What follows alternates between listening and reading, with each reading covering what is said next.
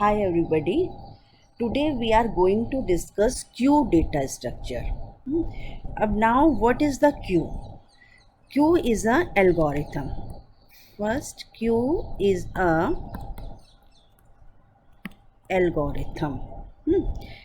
That means the first point is the algorithm. Second is a data structure, and third one is a linear data structure, and fourth one is depends on the FIFO. FIFO is first in and first FIFO is first in first out, अब इसको discuss करते हैं. देखो, this is the queue is we have some elements in the queue. This is 10, 20, 30, 40, 50 is the elements of the queue. This is the index number is 4. 60 is 5. Okay, now that means किसकी capacity कितनी हुई? int queue size is 6. 0 to 5, that means कि size is 6. Okay, अब this is front and this is rear. जो last rear क्या होगा? Sorry, यहाँ पे rear का एरो इस तरह से, this is rear and this is front. अब देखो क्यू में क्या होता है. क्यू में आपका जो सबसे आगे है ही इज द फ्रंट. अब यानी 10 जो सबसे आगे है क्यू में वो फ्रंट है, और रेयर में जो सबसे पीछे होगा वो आपका रेयर हो जाएगा आपका. अब क्यू कितने मेथड से हम कर सकते हैं? How we can implement the queue को अब देखो इम्प्लीमेंट कर सकते हैं 2 टाइप से. First is static array and second one is the dynamic array. What is the meaning of static and what is the meaning of dynamic? Static क्या होगा आपका कि अगर आपने साइज फिक्स करा है, जैसे इसमें मैंने लिया है साइज इज 6, तो ये स्टैटिक एरे है.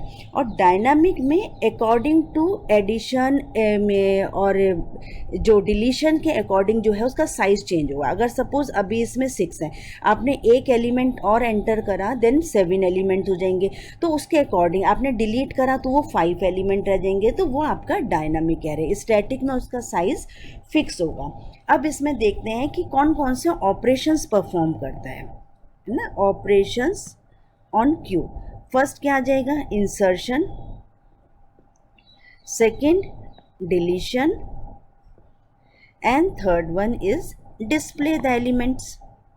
ये तीनों के तीनों हमारे इसमें ऑपरेशंस परफॉर्म होंगे. अब नेक्स्ट आपका हम देखते हैं कि इसमें ये ऑपरेशंस कैसे परफॉर्म होते हैं. देखो, आपका जो क्यू होता है, क्यू में अगर आपको यहाँ बना लेते हैं हम एक क्यू, ये आपने बनाया. अगर इस क्यू के अंदर देखो, जैसे आप सपोज टिकट विंडो में खड़े हैं, तो आप ये फ्रंट है, जो सबसे आगे है ही इज़ द फ्रंट. अब आपने ये जो 0 है, 0 पोजीशन आपने लिया है, ये फ्रंट की है, तो आपने सबसे आगे. और रेयर अभी क्यू में अगर कोई भी नहीं है ना, कोई एलिमेंट नहीं है, तो आपका क्या आ जाएगा? फ्रंट भी ये होगा और रेयर भी यही होगा. फ्रंट भी यही होगा 0 और रेयर भी यही होगा, क्योंकि इस क्यू के अंदर कोई एलिमेंट नहीं है. अब आपने क्या करा? यहाँ पर एक एलिमेंट एंटर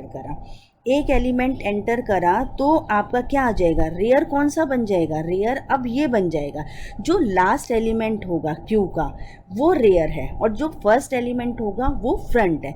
तो आपका रेयर कौन सा बन जाएगा? रेयर आपका ये बन जाएगा. जब 20 आपने एलिमेंट एंटर कर दिया, तो रेयर कहाँ बन जाएगा? इसको बन जाएगा. अब इसमें कुछ एंटर करेंगे तो रेयर कहाँ बनेगा? ये बनेगा. इसमें कुछ एंटर करेंगे तो रेयर कहाँ बनेगा? नेक्स्ट वाला बनेगा. तो इस तरह से आपका रेयर कहाँ तक पहुँच जाएगा? यहाँ पहुँचेगा.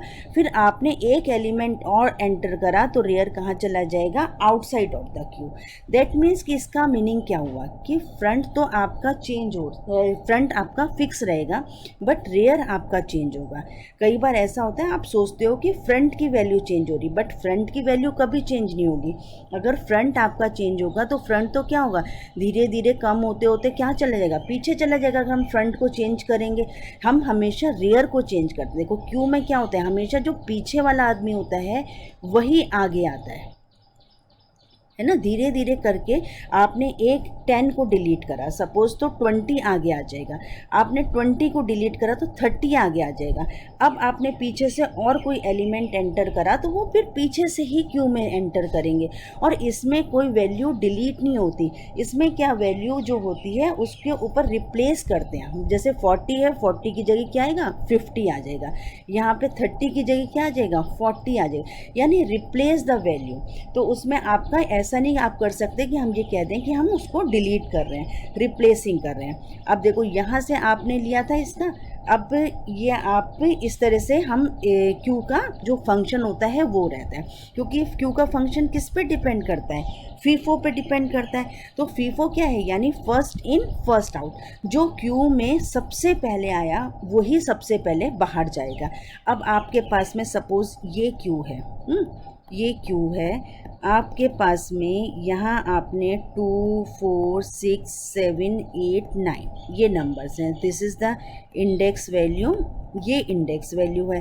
अब आपने क्या कहा, ये फ्रंट है, और अभी क्या है, रियर कहाँ है, ये रियर है, ठीक है। अभी आपका रियर इक्वल टू कितना है, रियर इक्वल टू इस समय 6 है यहाँ पर, या ये इसका रियर इक्वल टू 5 है, इंडेक्स नंबर हम लिखते हैं। अब जैसे ही आपने 2 को डिलीट करा, मतलब 2 हमारा क्यू से बाहर चला गया, तो आपका ये वाला एलिमेंट कहाँ आ जाएगा, यहाँ आ जाएगा। 6 कहाँ आ जाएगा, यहाँ आ जाएगा। 7 कहाँ आ जाएगा, यहाँ आ जाएगा। तो यानी रेयर भी कहाँ बढ़ जाएगा, यहाँ बढ़ जाएगा, यानी रेयर हो जाएगा 4। उसके बाद आपने 4 को भी बाहर निकाल दिया क्यू से, तो एक एक वैल्यू और आगे बढ़ जाएगी, तो रेयर आ जाएगा 3। फिर एक एलिमेंट और आपने डिलीट करा तो रेयर कहाँ आ जाएगा 2। फिर आपने एक और करा तो रेयर कहाँ जाएगा 1। फिर एक और डिलीट करा आपने तो रेयर कहाँ आ जाएगा 0। यानी उस समय फ्रंट भी 0 हो जाएगा और रेयर भी 0 हो जाएगा। जब फ्रंट और रेयर दोनों 0 हो जाते हैं तो उसका मतलब क्या होता है कि क्यू में कोई एलिमेंट नहीं है, क्यू हमारा एम्प्टी है। जिस समय दोनों 0 हो जाते हैं उसमें कोई एलिमेंट नहीं आएगा।